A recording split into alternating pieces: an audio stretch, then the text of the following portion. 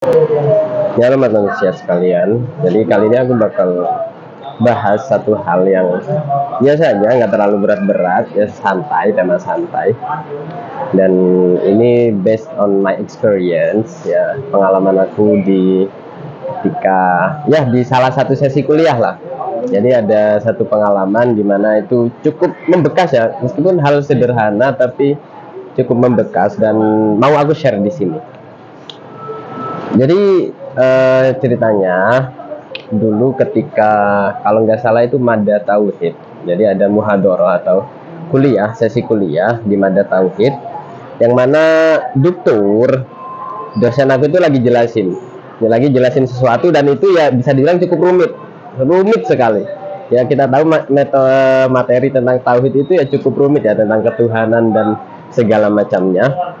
Nah, dan ya mungkin ya kalian yang belum tahu di Azhar itu model kuliahnya, model kelasnya itu cukup beragam ya. Jadi ada kelas yang dia itu pintunya itu di sebelah dosen. Jadi dia tuh di depan. Jadi dosen mengajar tapi di sebelah kiri atau sebelah kanannya itu ada pintu. Jadi ketika kita masuk itu dosen itu tahu kita siapa aja yang masuk. Tapi ada juga yang pintunya itu dari belakang justru. Jadi ketika kita masuk, dosen itu langsung berhadapan-hadapan dengan kita. Dan ada juga yang pintunya dari depan. Jadi dosen itu ketika kita masuk, dosen itu melihat kita dari samping. Jadi intinya bermacam-macam lah. Nah, dan kelas ini, kelas aku itu dia tuh yang posisinya ketika kita masuk, dosen itu bisa lihat kita. Ketika kita masuk itu, ketika dosen noleh ke kiri atau ke kanan bentar itu bisa masuk. Nah, kembali ke konteks tadi.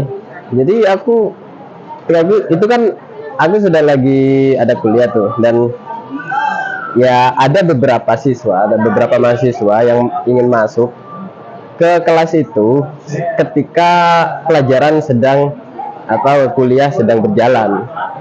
Nah, dan beberapa dari mereka itu ya dan kita tidak masalah itu kita masuk di jam berapapun itu tidak masalah, karena bisa dibilang sedikit bebas ya, mau masuk atau enggak pun itu sebenarnya sedikit bebas. Tapi ini ada beberapa hal satu hal sih yang cukup membekas. Jadi ketika ada rombongan mahasiswa masuk, itu mereka ada yang mengucapkan salam. Oke. Nah, salam itu bagus ya. Salam itu bagus ya, mengucapkan assalamualaikum dan kita semua menjawab dan semua guru menjawab. Tapi yang menariknya di sini, ketika seseorang itu atau kumpulan mahasiswa telat ini masuk ke kelas itu, dosen justru itu tidak setuju dengan ucapan salam itu. Kenapa coba? Karena ternyata dosen itu jelasin gini, kalau kalian mau masuk kelasku dan ketika pelajaran lagi berlangsung, please tolong jangan ucapin salam. Nah, kenapa kan kita kan mikir dong. Nah, salam kan baik, kenapa?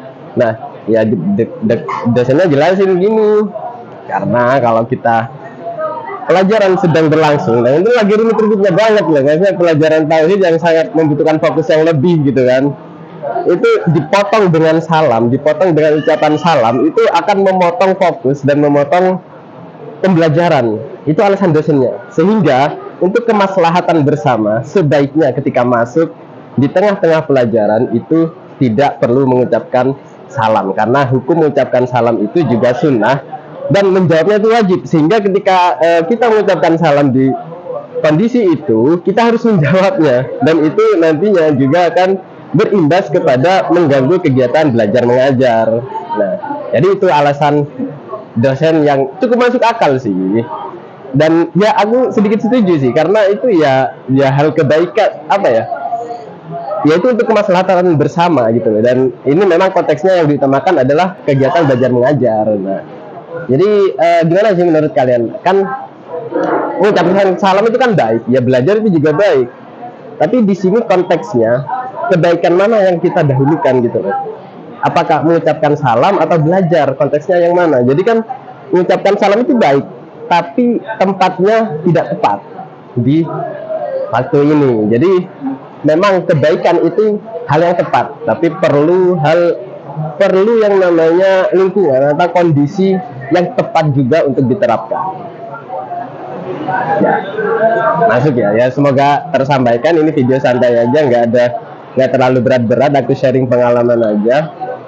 Dan ya, aku kira ini cukup penting ya. Bagaimana kita tahu bagaimana kebaikan itu baik, tepat, tapi juga harus tahu kapan untuk menerapkan kebaikan tersebut. Oke, jadi gimana menurut kalian terkait konteks kasus ini? Kalian lebih setuju pendapat yang mana? Kalian boleh berpendapat, silahkan ya. Oke, terima kasih. Thank you for watching and see ya.